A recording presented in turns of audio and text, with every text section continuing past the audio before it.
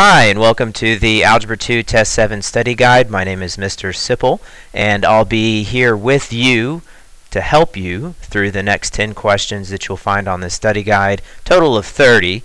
The idea is that I'll do the first question that's on the left side, and then I'll have you try the one in the middle and the one on the right side. I'll show you the answer, but I won't work those problems out for you. So if you find that you are still struggling and by the middle and by the right side you're not able to come up with the correct answer, well, I'm still in the room here with you to help you, so just raise your hand and I'll come over to help you out. Really glad that you're here, taking a positive step towards raising your grade, right? This isn't punishment, detention. You didn't do anything wrong. We're just here to relearn the material. I'm here to reteach it. You're here to relearn it, with the idea that after completing this study guide you'll be ready to retake the test. Now, real quickly before we get started, two things. One, let's go ahead and get our name on our paper. So in the top right hand corner there, go ahead and write your name. And some of you may be coming from a different teacher, so other than myself. So if you are, go ahead and write your teacher's name. Your teacher's name. Alright, and then one other issue before we get started is that you will need a calculator for some of the problems that you'll find on the study guide as well as the test as well. If you have a calculator, your own scientific calculator, or if you have a calculator on your phone, then that's great. However, if you don't have a calculator through either one of those means, then let me show you where we're going to get a calculator from. So I'm just going to open up another web browser here and go to Google, and then just search for scientific calculator, and it should be popping up there. And then Google's got its own scientific calculator. I don't like that calculator as much. So the one that we're going to be using for purposes here is, actually it's the second one down. So not the first one, the second one. Go ahead and click that, and then it opens up a calculator. So you'll see me from time to time. I'll be going back and forth opening up this calculator to solve some of these problems. So if you're having problems or difficulties getting the calculator up, go ahead and pause now. Tell me to come over and I'll help you with it, because I want to get the calculator situation squared away before you actually start the video. Alright, well, I'm assuming that you're ready to go. You got your paper, you got your calculator, and we're ready to start. So let's go ahead and take a look at the first problem. And by the way, this test is over something that we call sequence. Sequences, let's make that plural. A sequence is just a list of numbers, right? So it could be a list, and there's two different really kinds of lists that we're going to look at. There's something called an arithmetic sequence, and all that means is that it's a sequence that changes by adding the same number each time. There's a second type of sequence we'll look at called geometric, and that's a list of numbers that change by multiplying by the same number each time. But either way, all we're talking about here is just a list of numbers. And what we want to be able to find out is maybe a number that's the 10th term of the sequence. In this case, we want to know the 8th. And then in some cases, we're going to want to know what would you get if you added up all the terms in the sequence. And that's what the series is. So, but we'll get into all that. And I'm going to show you really two different ways of doing this. You know, you see there's the formulas up here on the top right hand side, but I'm also going to show you the, hey, what if I forgot the formula, or I don't know how to use the formula way of doing it, because on all of these we can just make a table and figure out what it would be. And what I mean by that is, I'll go ahead and actually start this very first problem in that way, is that, you know, this says it's a sequence that starts at 12. So the first term in the sequence, so we'll say this is the term. First term in the sequence is 12. And then we'll use n. We'll use that letter n to represent the number of that term in the sequence. So for instance, this is the first term, so we'll call that 1. The second term in the sequence, which they tell us is 16. Third term in the sequence is 20. Now at this point, to figure out the fourth term, see, they just put dot, dot, dot. That means that this list of numbers just keeps going on, and it actually goes on forever. Now, if I could take a look and see what's happening here, well, it looks like that the numbers are being added by 4 each time. From 12 to 16 is 4 more. 16, 4 more would be 20. And then so if I were to continue that pattern, because that's all this is, just a pattern, if I were to continue that pattern, then 4 more from 20 would be 24. And then so what I know is that it's being added by 4 each time. Well, so what we're looking for is what would the 8th term be, right? And so we're looking for what if when n is equal to 8.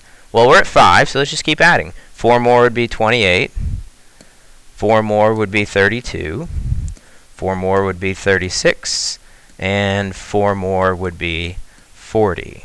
Now, I could keep going if I wanted to, right? But they asked me for the 8th term, so I'm going to go ahead and stop there. So again, notice I didn't use a formula. I just took the list of numbers. I figured out how the list was changing, and then I just kept adding it until I found the one that they were looking for, which was the 8th term. Now, the downside of doing it this way is that instead of the 8th term, what if they had asked for the 8,000th term or the 8th millionth term? Well, you know, that would be kind of a pain to write that out that many times. So that's why we have another way of looking at it, which is by formula, right? So we can just kind of plug some numbers in, and that will tell us what we're coming up with. So as far as to figure out, you know, which formula we're going to be using on this one, if I look at the top, so as far as what kind of sequence it is, well, it's changing because it's adding each time, so then I know it's arithmetic. And then what I'm looking for is they didn't say anything about add up all the numbers in the list. We're just looking for one number in the list. We're looking for the 8th number in the list, which we already know the answer is 40, but we're just going to prove it this way as well. So what I'm using is I'm just looking for a single term, and so that formula is a sub n, and the n represents the term you're looking for. So I'm not going to write n, because the n I'm looking for, we've already identified the n, would be 8. So this a sub 8, all that says is just the 8th term of the sequence, is equal to a sub 1, actually I'll go ahead and write out the formula here, plus n minus 1 times d. So a sub 1 just represents where the list starts. N represents, as we've already said, the term you're looking for. And then D, that's just what we refer to as the common difference. So that's just how the sequence is changing each time, right? So maybe we make a little note there that the D is how the sequence changes, right?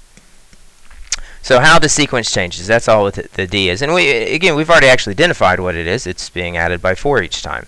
So let me go back here. So a sub 8, because we're looking for the 8th term, is equal to a sub 1. Now a sub 1 is just referring to the first term in the sequence. Well, the first term in the sequence is 12, right? So that number right there, that's my a sub 1. I'll go ahead and circle that. Right, so my a sub 1 is equal to 12, because that's the first number in the list, plus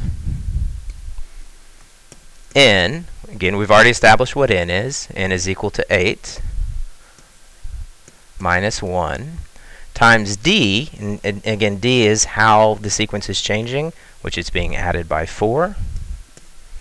And then what I'd have to do is just do a little multiplication, combine some like terms, and I'd come up with my answer. You know, so this means multiplication, you know, your order of operations, you do what's in parentheses first.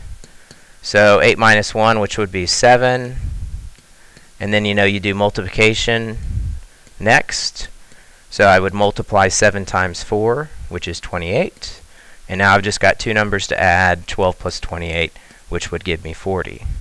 Hey, look at there, right? Same thing that I just got over here. So I got the same answer two different ways. Again, so we just want you to see that can happen, right? This is the what if I forgot how to use the formula way of doing it. And this is more efficient because, again, if they asked us for the 8th millionth term, we wouldn't want to use a table. We'd want to use this method here. But again, you got two ways of looking at that. All right, so go ahead and pause the video now. So hopefully, at least number 1 you feel pretty good about. So go ahead and pause now and try number 1, 2 in the middle, and then 1, 3 on the right side. All right, let's check in with you and see how you're doing. So for 1, 2 in the middle, the sixth term, and that's what that a sub 6 means. It just means the sixth term is equal to 21. And again, we knew they were looking for the sixth term because it says it right there, right? So that says that your n, oops, actually wrong page there. There we go. That your n is equal to 6. And, you know, the sequence starts at 6, 9, 12, so just keep counting. 6, 9, 12, 15, 18, 21. Now you can't see me, but I just was counting by 3s on my fingers until I got to the sixth term, which again would be 21.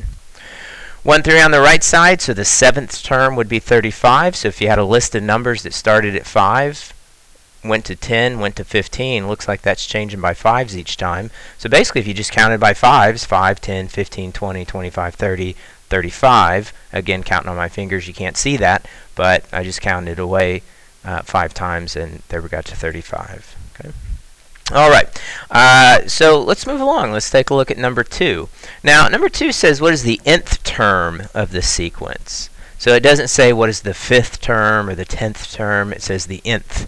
Well, what they're referring to is that we want to come up with an equation that would describe how to find any term in the sequence, not just the 5th or the 10th or the 20th, but the nth, right? And so basically what it is that this particular pattern, 12, 16, 20, has a, think of it as kind of a code, or and so we want to figure out the code for this particular pattern so that way we could find any term in the sequence. So we're still, it looks like a sequence that's changing because you're adding the same thing each time, 12, 16, 20, so then I know it's arithmetic. And I'm just looking for the nth term of the sequence, so I'm still working with that one there. And this is one where, you know, in the previous one we used a table. This is one where we're going to use the equation because that's actually what we're trying to come up with. So I'm going to copy the equation down there. So I've got a sub n is equal to a sub 1 plus n minus 1 times d. And then let's identify what everything is here. So a sub n, well, they don't tell me what the n is, so I'm just going to leave n as a variable. Let me make a little note there. Right, so because they're asking for the nth, I'm going to leave n as a variable. So if you're wondering, hey, what do I plug in for n? Well, no, you're just going to leave it as a variable. Now a sub 1, again, a sub 1 just means the first term in the sequence, first term in the list, and it looks like the first number they've got listed right there is 12. So the first number in the list is 12 plus n, and again we've already said that we're going to leave n as a variable, minus 1, and then d. And again, the d represents how the sequence is changing. So if I had a sequence that went from 12 to 16 to 20, what it looks like is that it's being added by 4 each time. So then what that means is that my common difference, and that's what the d stands for, by the way, difference, common difference. What's the difference between these numbers? Well, the difference is 4. All right, now what we're going to do with this is that, again, n is a variable, so all we're going to do is we're just going to combine some like terms. And so how I would go about doing that is that, you know, in the parentheses, that's a variable, so I can't really combine those two things, but I have a number on the outside that I can multiply by. I know we're used to distributing with the number in front of the parentheses, but multiplication is what we call commutative, meaning that the order doesn't matter. So I could distribute from the back side as well. That's all right. So we get a sub n is equal to 12 plus 4n minus 4. And then what I'm going to do here is I'm just looking to combine some like terms. So I see that I can combine 12 minus 4. So I would come up with 4n minus 8. Or, and again it doesn't make a difference, or you could have written a sub n is equal to, I'm sorry, that should be a positive 8. 8 plus 4n. Right, so the order doesn't matter. So either way you want to go on that one, 4n plus 8 or 8 plus 4n, you could write that either way.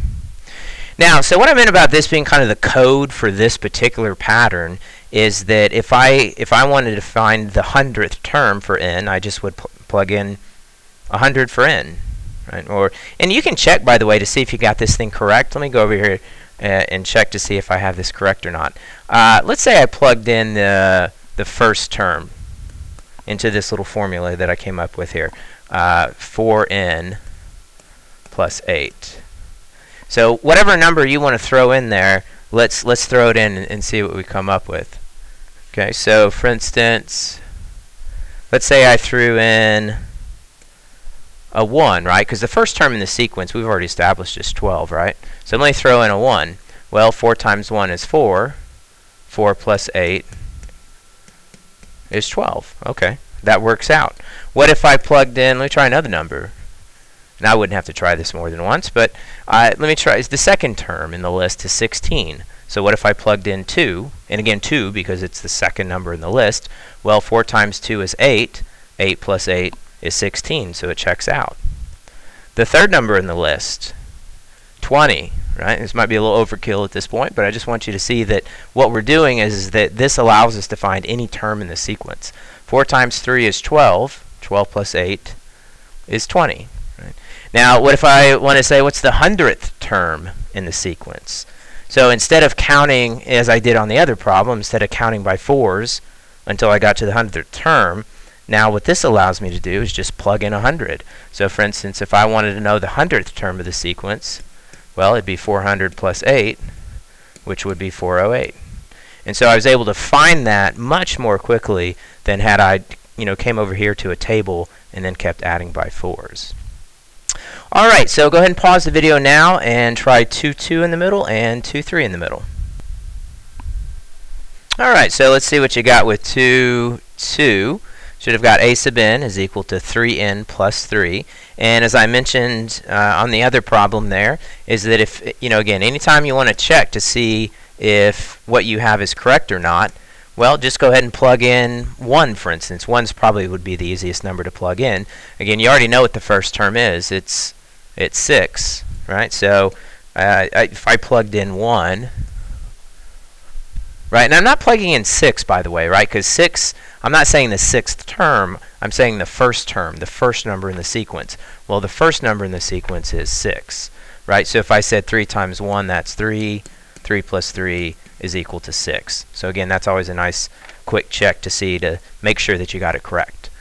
What is the nth term of the sequence 5, 10, 15? A sub n is equal to 5n. This one looked a little bit different because actually what you would have had is that the 5s would have canceled each other out and then you're left with just 5n. And again, quick check is that for whatever term of n you want to plug in, the first term, for instance, is 5. Well, 5 times 1 is 5. 5 times 2 is 10. 5 times 3 is 15. All right, so let's move along here. So let's look at number 3. So number 3 says, what is the sum of the first 10 terms of the sequence? So again, sequence, we're just talking about a list of numbers. And they're giving us a list of numbers that goes 12, 16, and 20. And when they use this word sum, what they're asking about is, what if you added up all numbers in the list, right? That's what they mean by sum. Now, when I say add up all the numbers in the list, you might be saying, well, I thought that dot, dot, dot meant it goes on forever. So if it goes on forever, how could you add it all up? Well, then what we would have to say, that is true. So what we would have to say is that, okay, let's cut it off at some point. Like, we know the sequence starts at 12. Let's cut it off at some point. So what they're saying here is the cutoff point would be 10. So they're saying cut off the sequence at 10 because we're not going to add it up forever. Now, by the way, the sequence, this particular sequence, I'll show you first how we could work this without the formula, without using any formula or anything like that. We said just make a table. So for instance, and each time I do this, I'm just going to say n and then term. So the first term is 12. The second term is 16. Third is 20. And we've already established, by the way, that this sequence is going up by 4 each time, right? So let's just keep adding 4. So 24, let me extend my table down here. 28, 32, 36, 40, and you could see, hopefully, by the way, right, like why we wouldn't want to do this if they asked for the millionth term. This works when the sequence is short, right, when there's a limited number of terms in the sequence. Otherwise, it's too much of a pain. All right, and then the 10th term is 48, right? And so then what we're looking at is that what if I added up all the terms in this sequence? They're not just saying, and let's make sure we go back here. It doesn't say what is the 10th term of the sequence. Well, the 10th term is 48, but what it's saying is what is the sum? So they're saying if you added up the first 10 numbers in the sequence, what would that total up to? Well, so what we could do, and this is where let me scroll down the page here a little bit. So what we're saying is that we just want to add all of these numbers up. So we're saying if you added all those numbers up, what would you get? And so this is where our first use of maybe the calculator would come in here, is that I would have, okay, there we go. Minimize the calculator there for us. I'm just going to add up the numbers in the list. So I'm going to say 12 plus 16 plus 20 plus 24 plus 28 plus 32 plus 36. And again, you'd see why we wouldn't want to do this for 100 terms, 1,000 terms, 1,000,000 terms. It's way too many keystrokes to type all this stuff in by hand. But again, there's only 10 terms, so that's not too bad. And 48. All right, so if we added all of that up, that adds up to 300. So the sum of the first 10 terms of this particular sequence would be 300. And then how we could write that, by the way, is that we could write that as S sub 10 is equal to 300. And again, S just represents the sum, right? Because we're adding up all those numbers in that particular list. All right, now let's show you, what if they had asked for the 1,000th term, right? The first 100 terms, the first 500 terms. Again, we wouldn't want to use our little table method for that. So we actually do have a formula that can help expedite things for us. So let's look at our formula table here. Again, we're still talking about lists of numbers that are changing because you're adding the same thing each time, so that's arithmetic. They did use this word sum, so then that's how I know that I'm going to be using the formula right here that indicates for sum, because I'm not just looking for one number in the sequence, I'm actually looking for what would you get if you added up the first 10 terms in the sequence.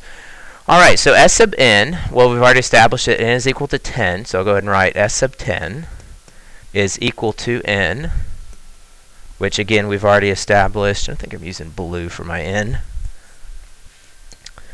Not that you have to use different colors, but throughout the video I'll use different colors to just so you can see what numbers match up with what. So n is equal to 10. A sub 1, which represents our first term in the sequence, well, it looks like right here, there's our a sub 1. So a sub 1 is equal to 12, right? Which we already identified that the first term was 12. And when we do this, by the way, you don't have to solve it both ways. I'm showing that you can solve it both ways. Maybe in the beginning you solve it both ways to get a feel for which way you prefer, but again, I just want you to be exposed to both. Now, this says a sub n, and again, we said that a is equal to 10. Well, what is the 10th term, right? And what this represents, by the way, this a sub 1 and a sub n, think of this as where we're cutting it off, right? So this is where, you can think of this as where it starts, the sequence that is, the list, and then this is where it stops, like where we're cutting it off. Because we said really it goes on forever, so we have to cut it off at some point, right? So we're saying, okay, the first 10. Well, I know where it starts, and actually I already know where it stops. It stops, the 10th term is 48. Now I know that because I made a table. So let's pretend for a second that we don't know what the answer is. Let's pretend for a second we don't know that the 10th term is 48. So how would I figure out the 10th term? Well, that's where I would have to use, if you're wanting to find just one number in the sequence, that's what this guy tells us to do, right? The first, just like the first two problems, we were just finding one term in the sequence. So if you want to find a single term in the sequence, that's what we're going to use. So I'm looking for the 10th term in the sequence that starts at a sub 1, which is 12, plus n, we already said we're looking for the 10th term, times d, right? That's how it's changing, which it's going up by 4. So see, I can't finish, you know, I kind of had to call a timeout over here. I can't finish this because I don't know where the sequence stops. So I have to find that first, and then I can come back over here and finish the rest of that problem. So 12, and it's kind of like they gave us, you know, they didn't give us everything we needed to know. They left one part out, right? They tell us there's 10 terms that start at 12, but what they don't tell us is where the sequence actually stops, or what the value of that 10th term would be. So 12 plus 36 would be 48. Hey, what do you know? Right? We already found out that the 10th term was 48, but this would be how you would do it if you weren't making a table. So let's come back over here. We can finish it up. We now know that the 10th term is 48, and then it says divided by 2. So let's do divided by 2. So if I wanted to know the 10th term, so this is where we could put it into our calculator from here. So let's go back to our calculator. Move this. There's no reason for this calculator to be so large. Shrink this down a little bit. All right, so let's clear out the other answer that we had in there. Let's do what's in parentheses first. So let's say 12 plus 48. All right, which you get 60, and then let's say times 10. By the way, you notice on this calculator is that A and S stands for answer, so it takes the last number that you came up with, right? So we came up with 60, so that we don't have to retype it. Times 10, which is 600, and then divided by 2, which of course we know would be 300. So again, we got the same answer, two different ways. And there we go. All right, so again, on 3-2 and 3-3 on the middle, it's going to be a two-step problem, is that they're not going to tell you where the sequence stops. So you're going to have to figure out where the sequence stops so that you can then come back over and use the rest of that formula. All right, so go ahead and pause now. Try 3-2 in the middle and 3-3 on the right side. All right, so let's see what you got. 3-2 in the middle, you should have got the sum of the first 9 terms, 162. So again, starting at 6, 9, 12, 15, 18, so on. If you added up the first 9 numbers in that list, that if you added it all together would give you 162. And by the way, you would have had to first find the 9th term in that list, which was 30, so that you could finish using the formula. And 3-3 on the right side should have got that the 11th term in that sequence, if you added all those terms up, would be 330. And again, you needed to know what the 11th term was. It starts at 5, but you just don't know where it stops. Well, the 11th term ends up being 55. And then so if you added all those numbers up, 5, 10, 15, and all the way up to 55, you'd get 330. All right, and like I said, at any point throughout this, you're not getting the answer, and you know, you're not sure where you went wrong. Again, that's why we do this where I'm still in the room with you here, so that way you can pause the video, you can rewind and go back. Maybe you look at the example again, right, in the problem in the first column, to see if you can try to unstick yourself if you get stuck. All right, so let's go ahead and move on to number 4. All right, so number 4 says find the 8th term of the sequence, 2, 6, 18. All right, so we've got another list of numbers here, and again, that's all a sequence is, just a list of numbers. And we want to figure out if you kept counting. In this case, they're asking for the 8th term, so right away I know that my n is equal to 8, because we're looking for the 8th term in that list. Now notice how the sequence is a little different sequence, right? Because then you think like, oh, okay, so 2 to 6, that's 4, and then 4 more would be 10, but they're trying to say 18. Well, wait, hold on here. 4 more, nope, that's not 18. So this represents a different type of sequence, a different type of list of numbers. This particular list is what we call geometric. And what that refers to is the fact that this list does not change because you're adding the same thing each time. It changes because you're multiplying by the same thing each time. Boy, I'm really having some problems with this highlighter. Let's try a third time here. Oh, there we go, nice and smooth. Yep, so that means that we're multiplying by the same thing each time. Well, so because it's changing by a different amount, then there's a different formula that's associated with it. But just like with arithmetic, just like with the list where they were changing because we were adding the same thing, I'm going to first just show you, well, how would we do it if we were just doing a table on this thing? So let's say that, and again, I'm just going to do the same thing here. I'm going to say n, which is 1, right, or my first term. And the first term in this particular pattern is 2. And let me draw out my table here. The second number in the pattern or the list of numbers is 6. Third number in the list is 18. And then the fourth number, well, I'd have to figure that out. Right, so again, what's happening here is that it's being multiplied, we could say times 3. It's being multiplied by 3. Now that's not 0.3. I'm not using that as a decimal. I'm using that as the dot notation for multiplication. So it's being multiplied by 3. So if I wanted to know what the next term in the sequence would be, I then need to multiply 18 by 3. And what we're going to do is that we're going to use our calculator, because the numbers are going to get a little large here. So we're going to use our calculator to help us with this. So let's just start with 18. And I'm going to say times 3. And then I'm going to get 54. So let me go ahead and include this on my list. I got 54. The fifth term, which means if I go ahead and multiply by 3 one more time, so let me say times 3, I get 162. Actually, let me finish. 6, 7, where am I going to stop? Oh, that's right. They're looking for the 8th term, so I'll stop at 8.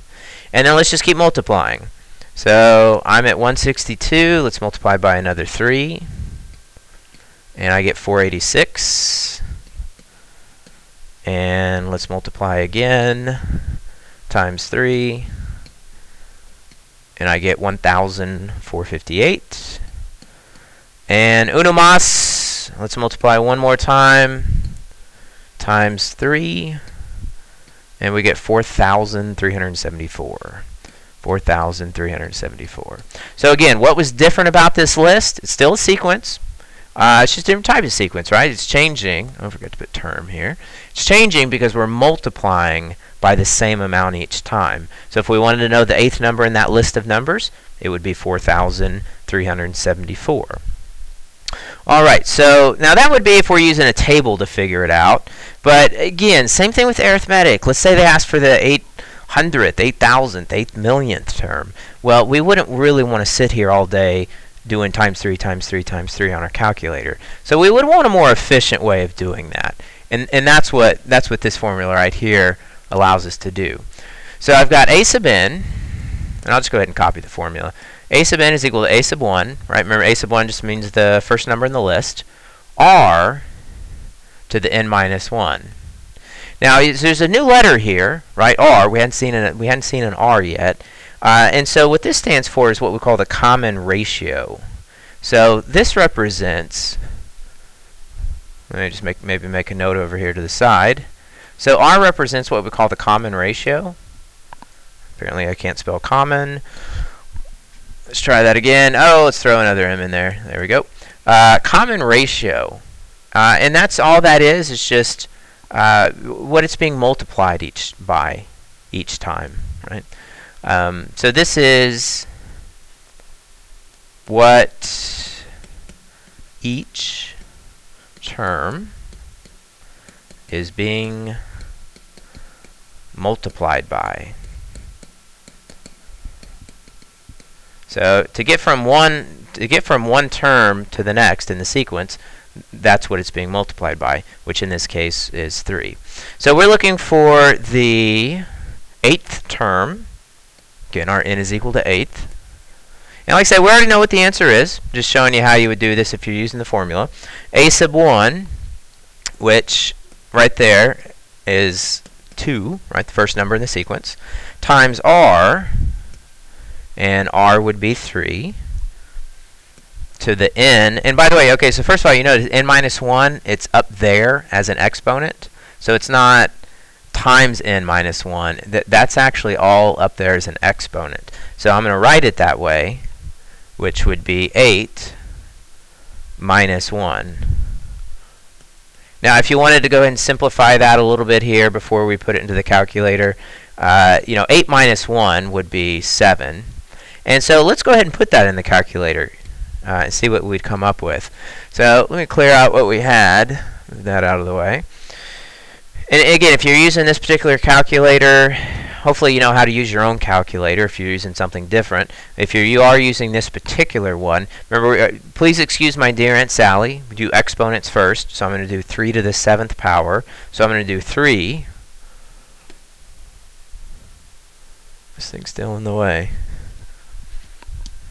To this, how you raise an exponent on this one? See this little raise, the roof there. It looks like a roof, right? So we're going to raise the roof. So you're going to raise the roof to the 7th power, and we get 2,187.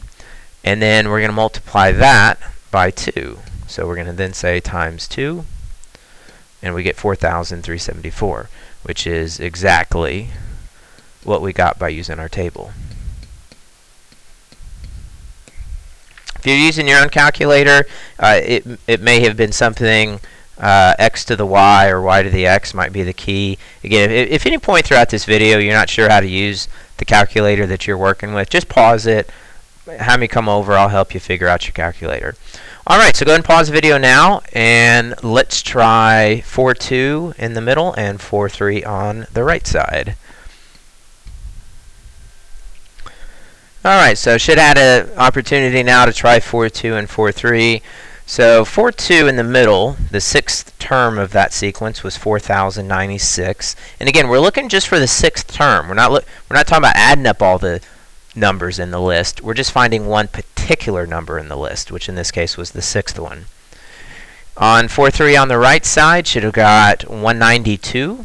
We were looking for the 7th term in this sequence. So if you notice this sequence being multiplied by 2, so if you kept multiplying by 2, the 7th one in the sequence would be 192. Alright, so hey, kind of halfway done. Let's flip on over to the back side and take a look at 5-1. So just like we did with arithmetic, we said, well, what's kind of the code for this particular sequence that would allow us to find any term in the sequence? So what is the nth term? So this is where, again, we're going to leave n as a variable. So I'll go ahead and write that note back in there. Just like we did for arithmetic, we're going to leave n as a variable. Because again, it's not saying, what's the 10th term, what's the 20th term. It's what's the nth term. So we're just going to leave that as it is. So as far as looking at our menu over here, it looks like that sequence is changing because it's being multiplied by 3. We already kind of established that. So I know that we're talking about something geometric, and because I'm looking for the nth term, I'm going to use the formula for finding a single term. So I've got a sub n is equal to a sub 1. I'll just go ahead and copy the formula down here, to the r, or r to the n minus 1. Alright, so again, we're leaving n as a variable, so I've got a sub n is equal to a sub 1, which again, 1, just first term in the sequence, which in this case is 2, times r. The r is, again, how it's changing. So this particular sequence is being multiplied by 3. And then we're just going to leave that to the n minus 1. Now, on this particular one, with arithmetic, we had to distribute, combine some like terms. What's kind of nice about geometric is we're just going to leave it here. So there's actually not really any work to do with it. So we're actually just going to leave it right there. Now, if I wanted to test it out, so let's say I don't know if I got this thing right or not. Well, so let's just plug a number in then. So let's say you said, this is going to be 3. So let's say that here's your n right here. This is what we're using. We're going to plug in for n. I don't know. So for instance, let's say the third term, right? We know that the third term is 18. So if I plugged in an n for 3, I would have 3 minus 1, which is 2. So that would end up being 3 squared. 3 squared is 9. And 2 times 9 is 18. Well, hey, what do you know? It matches up, right? So again, that's a way that I can always test that out. All right, so, and by the way, that's not something you have to write down. That would be more kind of a mental check. Just mentally plug it in. Just make sure it all checks out. All right, so pause now. Try 5, 2 in the middle, 5, 3 on the right side. All right, so let's see what you came up with. So 5, 2. And this one, it would have been kind of hard to screw up because your a sub 1 and your r were actually the same thing. The first term in the sequence was 4, and it happened to be that this sequence is being multiplied by 4. So you'd have 4 times 4 to the n minus 1. And again, really no math to do on this. You really just kind of plug in the number in. This one you should have got a sub n is equal to 3 times 2 to the n minus 1. All right, so let's look at number 6. What is the sum? Oh, there's that word again, sum. So that means that we're going to sum, you're going to have to add them up. Right? So we're not just finding one particular number in the sequence. We're saying, hey, what would you get if you added up numbers? But we said that, the list, where does it stop? Well, we got to cut it off somewhere. So where they're cutting it off is they're saying, well, what if you just cut it off at 10? Right? So like if you just wrote out the numbers from 1, the second term, first term, second, third, and so on up to 10. Now again, I can make a table on this if I wanted to. And again, this is where the table is going to be a little bit more of a pain, because if I tried to make a table out of this whole thing, as we kind of said on that other one, is that the numbers get pretty large pretty quickly. So if I kept multiplying this out, let me extend my table down here. And this is where you're probably not going to want to use a table as much, just because it's a lot of little work here. Let me get my calculator back out. And so we're gonna, we're going to the 10th term. So I've got a. We actually already kind of did that on that other problem. So we want 54 times 3, which is 162. Actually, let me just finish filling this out here. 5, 6, 7, 8, 9, and 10. And just keep multiplying. 162 times 3, 486. 486. Let's do times 3 again. So times 3, which is 1,458. 1,458. Times 3 once more. So times 3, 4,374, which we already figured that out, right? Because that was the answer to the other problem that we solved just a while ago. Let's multiply by 3 one more time, actually 2 more times. So I get 13,122, and then by 3 one more time. So times 3. So 39,366. 39,366. And again, I'm showing you this because this is the way you could figure it out if you didn't use the formula, you didn't remember the formula, you didn't know how to use it. But as I said, hopefully you can appreciate the formula a little bit more now, because you see all the work that goes into doing it with a table, right? It ends up really being kind of a pain.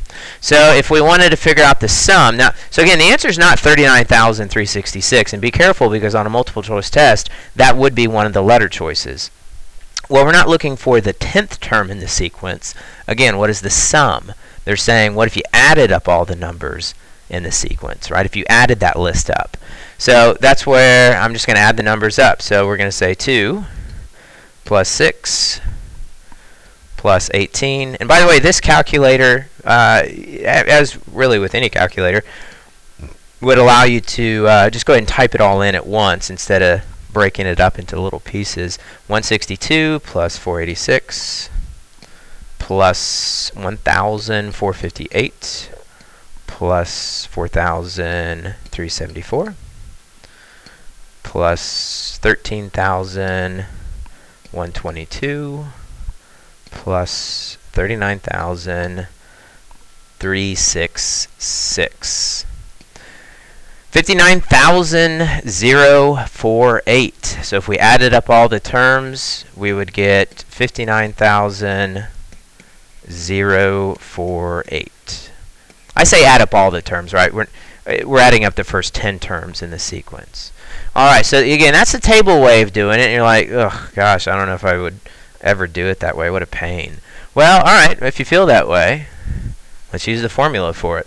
Now, so let's see, we got to figure out which formula, right? So again, the sequence is changing because you're multiplying, so then I know that that means geometric. They use the word sum, so then I know that we're looking for not just one term in the sequence, but we're looking for what would you get if you added everything up in the sequence. So S sub n, again, we've already established that n is equal to 10,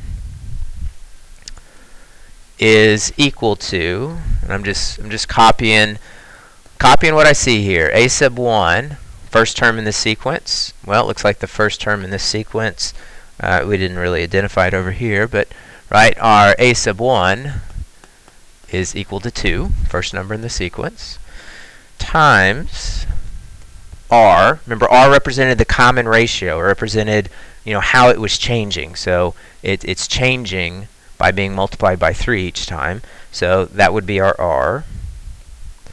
And to the n, right, so that n is an exponent, so we've said that n is 10. And then the minus 1, by the way, and this is where this can be really confusing.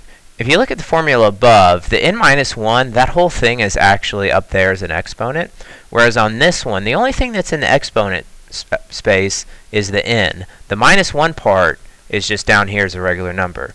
So be very careful about that. That's an easy mistake that students make. And then again, R, it repeats itself. We said that the R was equal to 3. All right, well, let's go ahead and type all this into the calculator. See what Mr. Calculator Man tells us. And let's move that out of the way. All right, so again, you start with what's in parentheses. And then you always do exponents first, right? The whole order of operations. So let's do that exponent first. 3, raise the roof, right? Minus 1, and times 2. And I'm just kind of doing this one thing at a time. And then divided by 3. Divided by 3. So we get... Uh-oh, what happened here? Hold on, we made a mistake. Let's see what happened here. All right, I had to pause the video for a second myself to figure out. Here's the problem with formulas is that you make one little mistake with how to fill it in. I was getting a little careless here. You probably already caught the mistake. The formula is just not divided by r, right? The formula is divided r minus 1. So this should have been 3 minus 1. So let's try to type that in again. My apologies there. But I think that's a good, learn from that mistake, which is that if something doesn't come out right, go back. You got to go back and make sure. We're all human. We make mistakes with, putting the number in the wrong spot or copying something down wrong. So those little kinds of mistakes are going to happen. So let's go back and we got it fixed now. So let's try that again. So we got 3 raise the roof to the 10th power minus 1 times 2 divided by 2. And by the way, I knew that I had made a mistake there because we got some number that had a decimal in it, and I know that there's no decimals at least in the answers that we're going to be coming up with. So that I knew that there would have been a mistake somewhere, and the fact that we already figured out what the answer was. We already know that it's 59,048. So there we go. All right, so go ahead and pause now and try 6-2 and 6-3 on the right side. All right, so should have had a chance to get that. All right, the ninth, if you added up all the first 9 numbers in this list, so the list starts at 4, goes to 16, 64. If you kept going on to that list to the 9th term and then added all those numbers together, should have got 349,524. And for 6-3 on the right side, should have got 6,141. All right, so let's move along to number 7. So number 7 says find the sum, there's that word sum again, of the infinite geometric series. Okay, so they used a different word there. They said infinite geometric series. Well, if I look at the formulas that I have over here, I see one listed for infinite geometric series. And it is that guy right there. Now, what is an infinite geometric series? And this might be kind of difficult to put your mind around, but if you take a look at the little diagram that I have on the bottom left there, that's the idea of a bouncing ball, right? And so, just think about if you had a ball in your hand and then you dropped it, the ball bounces back. So like a handball kind of ball or something like that, basketball, anything really. You drop the ball and it bounces back, but it doesn't quite bounce back as high as where you dropped it from, right? And then it'll fall to the ground again. And it bounces back, but again, not quite as high. Falls to the ground again, bounces back, not quite as high, and then till it gets down to the very bottom. So the idea is that what we're doing is we're finding, well, what if you added up all of these, the heights of each one of these little things? And the idea, so look at this 8, 4, 2, right? That's the sequence. So if you look at the pattern there, it's actually getting smaller, right? The numbers are getting smaller. It's going from 8, it's going to 4, going to 2. So it's almost, if you look at it, you're like, it looks like it's being divided by 2, or it's being cut in half. And that's what's happening to it. Now, what's happening with that, oh, I didn't want that calculator to come up.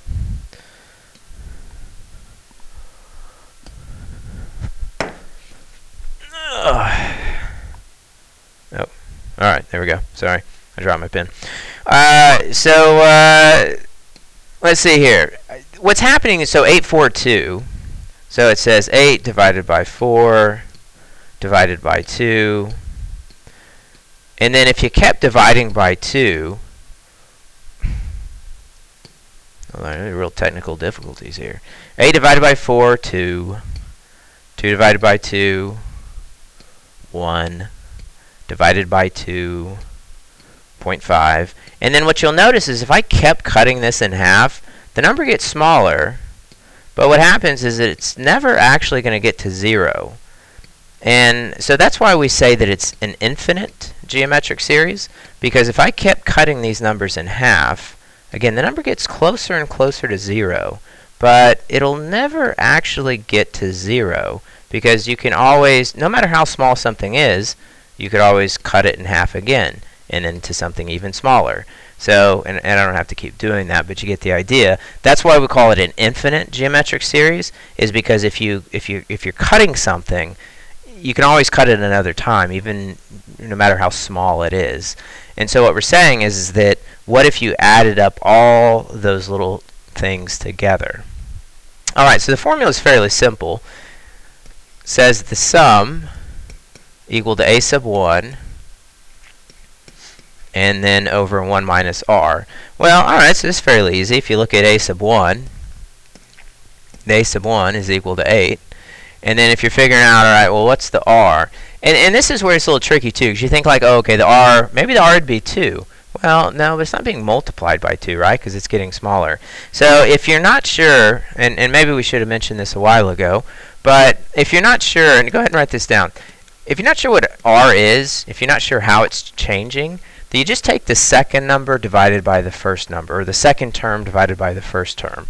So for instance, on this one, take the second number divided by the first one. The second term in the sequence is 4. The first term is 8. So it's a fraction, and I get 1/2. Right? Because if you're dividing something by 2, it's really the same thing as multiplying by 1/2. So what I could do here is I could, if I go ahead and fill this in, is that a sub 1, which is equal to 8, right, because we established that, 1 minus r, which the r is 1/2, And a couple different ways you could go about doing this one. 1 minus a half, half is just 0.5. 1 minus half a dollar would be 50 cents or 0.5. So a couple different ways you could do that. For some of you, I think, some of us really aren't big fans of fractions to begin with. So what we could do on that is convert that. What we could do is convert that to a decimal. So instead of having that as a fraction, now obviously we know that 1/2 is 0.5. I'm just saying, like, if it's another kind of fraction that maybe wouldn't be as easy to do. So how you turn any fraction into a decimal is just do it as a division problem. The top number divided by the bottom number, which in this case would be 0.5. So let's say I did 8, 1 minus 0.5. Well, 1 minus 0.5 would be 0.5. And we could have actually probably kept, some of this in the calculator, but I was just showing you how you'd maybe convert that from a fraction to a decimal. So let's say 8 divided by 0.5, which is 16. And again, you're like, wait, if the sequence started at 8, why would the answer be 16? Well, what we're saying, again, is if you added up all the terms in the sequence. So 8 plus 4 is 12. 12 plus 2 is 14. Remember, the next term was 1, so that makes 15. And then all those little terms that keep adding up, all those little decimals. So we end up with 16. All right, so 7.2, 7.3 on the right side, that's waiting for you. Just remember that you're going to have to use this formula right here, A2 divided by A1, to figure out what your R is. So go ahead and pause now and give those problems a try. All right, so let's check out 7.2. Should have got 125. And by the way, the R on that one should have got 0.2, as a decimal at least. Whereas a fraction would have been 1/5. And then on 7.3, should have got 500. Should have got, as a decimal there, should have got 0.8 for the R, or 8 over 10, which would be reduced down to 4/5. All right, so let's see about number 8, 9, and 10. All right, so hang in there. We're almost done. We just got 3 problems left. Now these are, at least at first, might look like scary problems because you see this funky looking E thing. That E, it's not really an E, it's the Greek letter sigma. And so in mathematics, a lot of the symbols we use are taken from the Greek alphabet. You're already familiar with some of them, like pi. And so we're going to look at another letter here. This is sigma. So, we've talked all along that these numbers, it's just a list of numbers, but everything we've seen up to this point on the study guide has been where they listed out the numbers and then put ...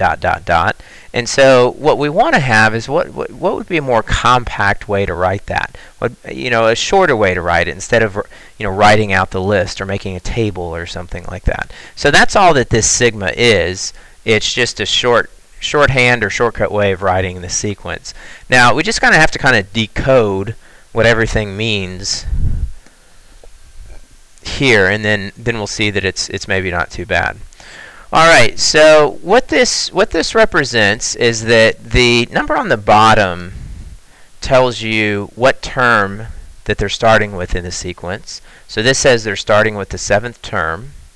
The number on top tells you where the sequence stops. So this says the sequence starts at 7 and it ends at 23. And what kind of sequence is it? Well, you notice that the addition sign is there. So we know if there's the addition there that we're talking about something arithmetic, and we know that we're looking for the sum. Right, we're looking for the sum.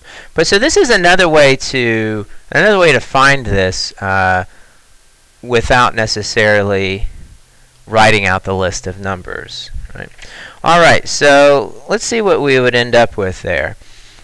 Well, you got to know the number of terms in the sequence, you got to know where the sequence starts, and you got to know where the sequence stops. And so if you look at this, you're like, well, I don't really know if I know any of that.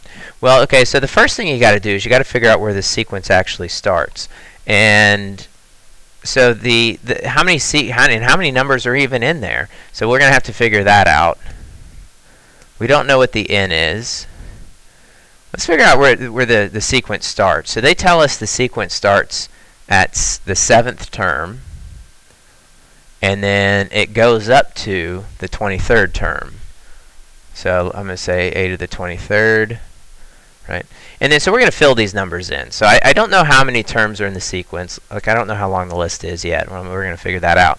But the sequence starts at the 7th term, right? So what they're saying is that we're not actually starting at the 1st term in the list. We're actually starting at the 7th term in the list, and then we're going up to the 23rd number in the list. So we're just skipping the first 6 terms. They're there. We're just skipping it. All right, so how would we figure this out? Well, so if you want to know what the 7th term in the sequence would be, what we're going to do is we're just going to plug that in. What are we going to plug it into? Well, we're going to plug it into 5k plus 2. So 5k plus 2. So I'm going to take 7, and I'm going to plug it in for k. I'm taking 7, plug it in for k. And so I get 5 times 7 plus 2, 35 plus 2, which would be 37. All right, so what that means is that the 7th term of this sequence is 37. Let me scoot this over a little bit. I don't want all that. I guess you're not letting me take it. All right. Well, we will live with it. All right, so yeah, I had to pause that and move that around a little bit. So there we go. All right, so again, the idea here is that we're trying to figure out, to be able to figure out the sum, right? To be able to use this particular formula, you have to know where the sequence starts, where it stops, and the number of terms that are in the sequence. So what they're telling us is that the list, at least the part that we're concerned about, starts at the 7th term. And so to figure out what the 7th term would be, we're going to plug a 7 into the formula that they give us there. And so we get 37. Now what I want to know is where does it stop? What's the 23rd term in the sequence? Well, so that's where I'd have to take 23 and plug it in to k. So the 23rd term in the sequence, so again we're doing 5k plus 2. And again we're plugging in 23. So we've got 5 times 23 plus 2. And then 5 times 23, right? So 5 times 23, let's get our calculator back out here just to be sure. So 5 times 23, because a lot of times we can do stuff in our head, but I don't know. At this point, I'd say just play it safe, put it in the calculator just so you don't make some silly little mistake. So 115, and then 115 plus 2, which would be 117. All right, well now the only thing that we still don't know is we don't know the number of terms that are in the sequence. So what we're going to do is that we're saying that if it starts at the 7th term and then it goes to the 23rd term, how many terms is that? Well, what I can do, there's 2 ways I can do this, is that one, I can start counting at 7. And then so you can't see me counting with my fingers here, but I'm counting at 7 as I got my thumb up, 8, so I've got my second finger up, 9, 10, 11, 12, 13, 14, 15, 16, 17, 18, 19, 20, 21, 22, 23. Now, me counting on my fingers is probably not very very effective here on the video because you can't see me counting with my fingers. But what I did is I started at 7 and I just counted up to 23 and I saw how many that was. So it was actually 17.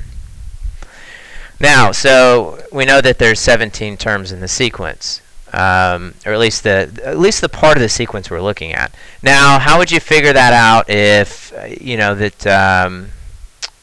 if you weren't counting on your fingers?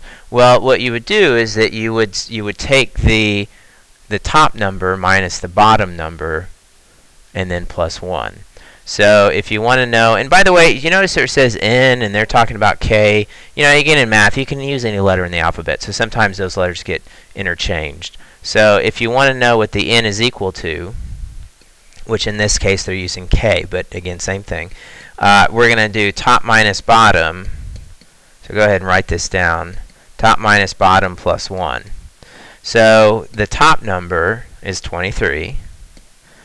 The bottom number is 7, and then plus 1. Well, so 23 minus 7 is 16. 16 plus 1 is 17.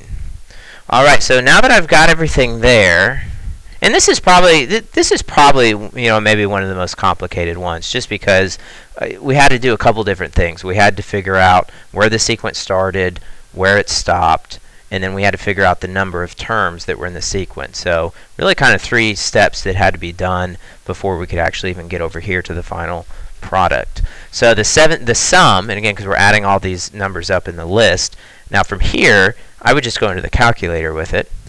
So do what's in parentheses first. So we're going to do 37 plus 117, which is 154, times 17, which is 2,618, and then divided by 2. So we're going to get 1,309. And I would not use a table on this one. You notice I didn't show you how to do that with the table. With starting at 37. So use the formula here. Definitely use the formula on this one. All right, so go ahead and pause now and try 8.2 in the middle and 8.3 on the right side. All right, so let's check in with you on this one. Again, how would you know that you're using the sum, the arithmetic one, right? Because they're adding. So you see that they're adding, so that's how you would you'd be using that particular formula.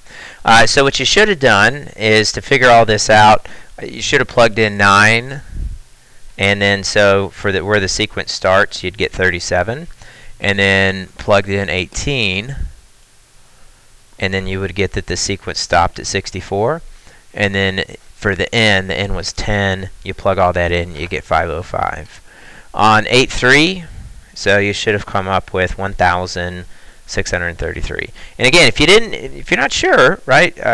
Maybe go back, take a look at the first example. If not, ask, right? So don't move forward without making sure that you understand how to do this. All right, so 2 more problems left. So again, it's another summation problem. Now, there's the issue of trying to figure out which formula that we need to use. Now, on this one, you notice that there's a little dot for multiplication. So then, since there's a little dot for multiplication, we know that they're talking about a geometric sequence. And again, sigma means sum. So we're going to be using that particular formula right there. So what we have to know is, we have to know where's the sequence start, how is it changing, and then how many terms are in the list that they want us to look at. Well, on this particular one, if you notice that the a sub 1, and the first number on this one actually is your a sub 1. So that your a sub 1 is equal to 4. And then the second number on that one is your r. So on this one, your r would equal to 3. Where am I getting that from? How would I know that that was true? Well, look back over at the way that geometry gets set up. So you notice how the first number is the a sub 1 times r. So you see that it's really set up in the same way, a sub 1 times r. So that's where you get those numbers from. And then remember we said on the other one that your n would be top minus bottom plus 1. And this one's a little bit easier because it actually starts at the first number in the sequence. So 16 minus 1, which would be 15, and 15 plus 1 is equal to 16. So when n is equal to 1, when the sequence actually starts at the first term, the number that's on the top is going to be your n. It just wasn't so in the case of the last problem because it actually wasn't starting at the first term, it was starting at the 7th term. Well, so I think we've pretty much got everything we need to know here, so let's just go ahead and fill it in. So the geometric's a little bit easier here because we're not going to have to do as much work as we did on the last one. On that last one, there was multiple steps that we had to do to come up with the answer. This one, not so much. All right, so n, which we know is 16, is equal to a sub 1, which we said is 4, times r, which in this case is 3, and that's to the n, which again n is 16, minus 1, and that's over r minus 1, which again the r in this case is 3 minus 1. Okay. So again, how did I know that I was supposed to use this particular formula? Because the problem had multiplication in it, so then I knew that the sequence was geometric, and I knew that the funky e, sigma, means sum, so then I know that I'm using this particular formula here. From here, we're just going to plug it all into the calculator, so let's see what the calculator comes up for us. And let's see, so 3 to the 16th, right, so raise the roof. Minus 1 times 4. And we're going to get a large number here, divided by 2. And so we do get a large number here. We get 86,093,440. All right, and again, that would, and it's a large number because what we're saying is if you started at 4 and you kept multiplying by 3 and then added the first 16 numbers up in that list, that would be a big number, because if you multiply by 4, or you multiply 4 by 3, 12, 36, and you see pretty quickly the number gets rather large. All right, so go ahead and pause now. Big thing to remember on this one is just the first number is your a sub 1. Second number is your r. Go ahead and pause now and try 9-2 in the middle and 9-3 on the right side. All right, so should have had that finished at this point, so let's go ahead and take a look. 9-2 in the middle there, should have got 315, not quite as large a number. And then 9-3, should have got 2,796,202. All right, well, hey, last problem. Thanks for hanging in there. Hopefully this has been helpful for you. The idea is that by showing you how to do it, we're really kind of reteaching the material to you, and hopefully then now that you feel a little bit better about retaking the test. So let's finish up with this last problem, and then you will be ready to retake the test. All right, so it's another funky sigma, right? Another funky e. So I know that any time that there's the sigma, is that I'm going to have that I'm looking for the sum. Now, what kind of sum am I looking for?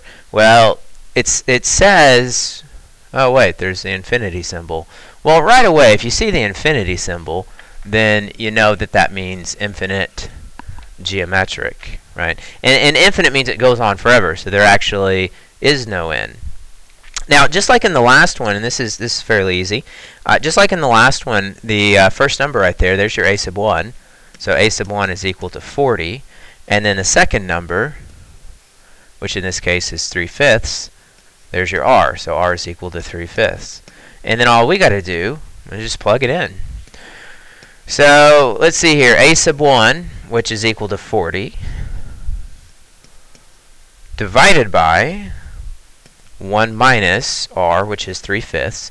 And basically what we're saying is that you got to list the numbers that start at 40, and then it's being cut by 3/5, and then another 3/5, and another 3/5, which is the idea of the bouncing ball. You know, so imagine that's 40, and then 3/5 of 40, right? Just to kind of show you, a little bit of what we're talking about here, is that 3/5 of 40. 3/5, by the way, if we want to convert that to a decimal, just type that in as 3 divided by 5. So 3/5 is 0.6. So if we said times 40, the next number in that sequence would be 24. So it doesn't, again, the numbers, it's being reduced. It's getting smaller. What if we said times 0.6 again? So you get 14.4, right? So you see each time the numbers is getting smaller and smaller. And so what we're saying is then, what if you added all of these numbers together? I don't know, just for fun here, let's just try one more. Let's do times 0.6. So you get 8.64. And then, so what we're saying is that what if you added all those numbers together? And obviously, then we'd keep cutting the number down and down. So 3/5, which, as I said, we already converted that to a decimal. We said 1 minus 0.6, which 1 minus 0.6, a dollar minus 60 cents would be 40 cents. So 40 divided by 0.4, we'll go into the calculator from there. So let's see, 40, get the calculator out of the way. 40 divided by 0.4, which we get 100. Which, that should make sense, because if we said 40 plus 24 plus 14 plus 8, right, we're getting closer and closer to 100. Right, so that would be our final answer there. All right, so go ahead and pause now. Try 10-2 in the middle and 10-3 on the right side, and then we'll be all done. Okay, well, let's do our last check-in with you. 10-2 should have got 144, and then 10-3 should have got 4. All right, well, that completes the study guide. Thanks for hanging in there. Hopefully you feel a lot better about sequences. Again, sequences, just a list of numbers. Sometimes the list changes because you're adding the same thing each time. Sometimes the list changes because you're multiplying by the same thing each time. Sometimes they just want to know one term in the list. Sometimes they want to know what would you get if you added up everything in the list, right? So, but again, that's all this test was, just a list of numbers. So hopefully now you feel better prepared to take the test. So we'll leave it there, and now you're ready to redo the test. All right, so thanks a lot, and good luck to you.